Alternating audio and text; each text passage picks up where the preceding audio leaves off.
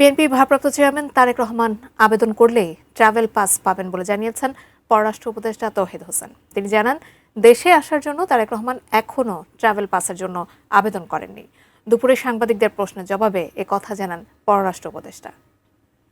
সংকটাপন্ন অবস্থায় BNP chairperson Begum Khaleda Zia London থেকে তারেক রহমানের দেশে ফেরা নিয়ে যখন জল্পনা কল্পনা, তখন তিনি ফেসবুক পোস্টে লেখেন, মায়ের এমন অবস্থায় তার পাশে থাকতে চাইলেও তিনি পারছেন না। দেশে ফেরার সিদ্ধান্ত নেয়ার সুযোগ তার জন্য অবারিত ও একক নিয়ন্ত্রণাধীন নয় বলেও মন্তব্য করেন তিনি।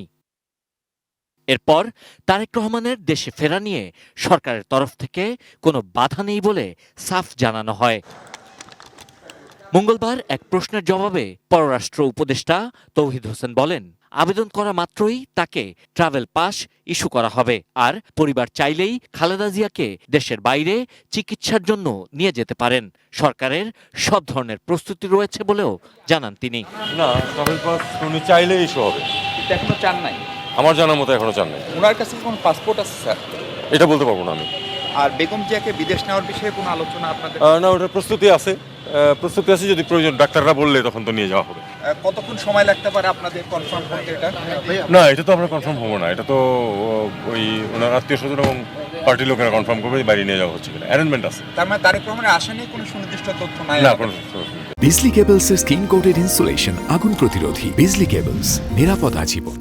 এদিকে সচিবালয়ে আইনশৃঙ্খলা সংক্রান্ত কমিটির সভা শেষে স্বরাষ্ট্র উপদেষ্টা সাংবাদিকদের জানান, তারেক রহমান দেশে আসলে প্রয়োজন হলে সরকার তার সর্বোচ্চ নিরাপত্তা নিশ্চিত করবে।